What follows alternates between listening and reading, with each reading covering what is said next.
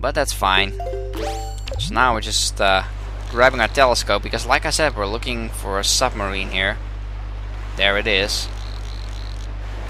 And so what I did is I actually like went too far and I went into the wrong island, which is also a reef, which is why I got confused, and I started looking around there, and then I'm like, I finally checked my sea chart.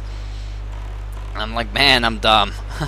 I'm looking in the completely wrong square. There are actually bokoblins on those little platforms if you want to grind for more joy pendants, but I already have enough of them, so I just hit that guy from behind. Totally didn't see me coming.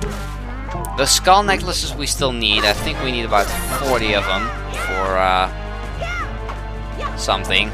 Well, I can tell you what it is, the treasure chart. I might have already said that before. It's been so long since I recorded, I forgot what I have said and what I haven't said. The video should look okay again, because I'm recording this with my normal capture card. I don't have to use the old one again, because that one lags a lot. And the audio kept popping, so no more audio popping in this video. I don't think so. Yeah, the choo-choos, I believe you don't have to actually kill them, you just have to kill the moblins.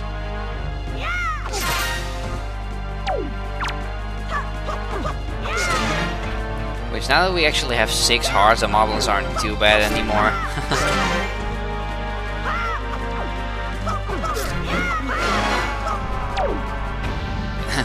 They sound like they're in so much pain when you kill them, like, aww! And that guy's just like, what are you doing to my friends? That's something I really love about Wind Waker, like the expressions on Link's face, on the enemies' faces, and all that kind of stuff. It just looks so funny. I hope they do something like that in Skyward Sword again, because I know they have the Wind Waker graphical style going on again. Well, actually, it's a mixture of Wind Waker and Twilight Princess, but yeah, I hope they do something with that. Like I said, I'm trying to not watch any videos of it, because I don't want to see it until I actually play it myself. Ah, it looks like we completed another heart container here. So that gives us 7 hearts. That's cool.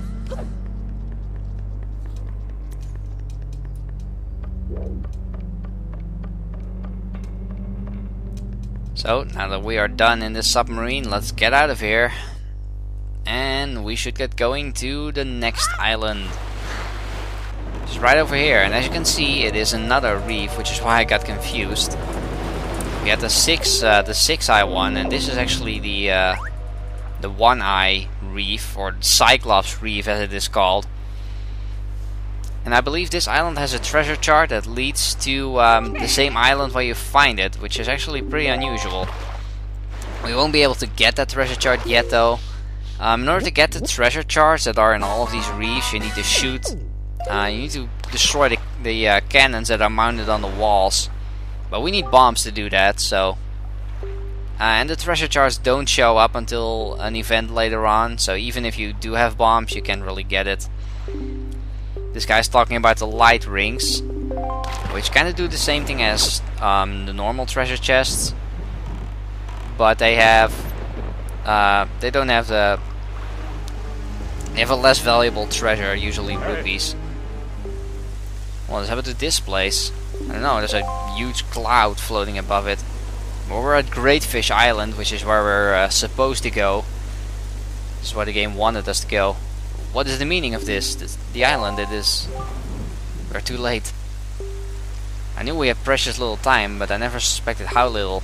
A great water spirit named Jaboon once lived here, but no sign of him remains. Oh there, Link! Could that be? Cool, it's the postman. That's cool. Nice to see him out here. So you're here. I've been looking for you. Are you by any chance seeking the great spirit Jaboon? I'm sorry to report to you that Jaboon can no longer be found here. His look at how this place has been torn to pieces. I suppose this too is the work of the Shadow of Forsaken Fortress. And he was able to flee the island, apparently. The island where you were born, an outset. Plot twist. But we can't go to Jaboon. The cave where he hides is sealed with a mighty stone slab. Not even the pirates could get in. Wow.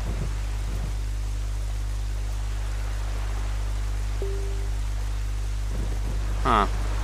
So basically the pirates are trying to get in there and get the pearl because you told them. That's nice. It's lucky they could not gain entrance. Huh, Windfall Island. I suppose we need to head over there then. An eerie isle this is. Blue must have been right when he asked me to bring word of Jaboon to you. He called this island cursed. Okay, now what's gonna happen from here on out is there's gonna be an eternal night. Until you get the next pearl on Outset Island, the night is not going to end. And it's also gonna be stormy all the time, so that makes the world exploration a lot harder. Since we can't really see very well. There is something we're gonna do on this island. There's actually two things we can do on this island.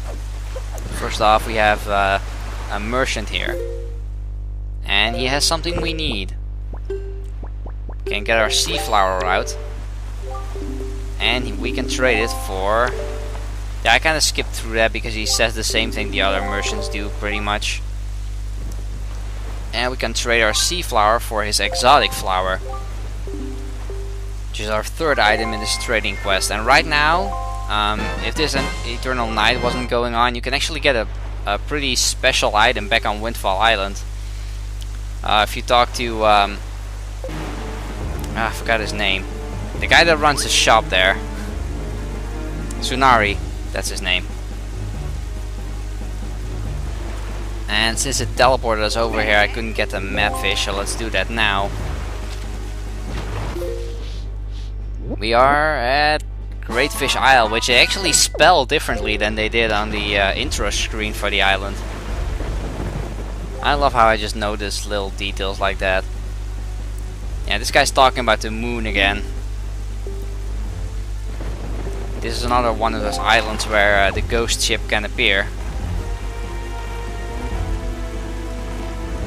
There is one other thing we need to do on this island.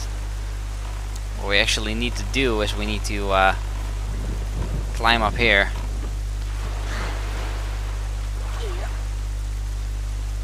And this is where we can get a piece of heart. It's actually well, it's easy to get if you know where it is, but if you don't know, it can be pretty tricky to spot. What you're actually looking for here is you're looking for a small ledge, and I'll try to zoom in on the video so you can see, because it's pretty hard to tell from far away. First off, we need to change the wind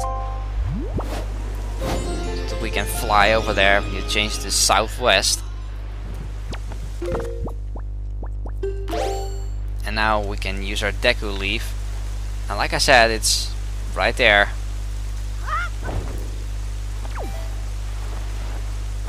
And if we just keep floating up to it, we should be able to make this.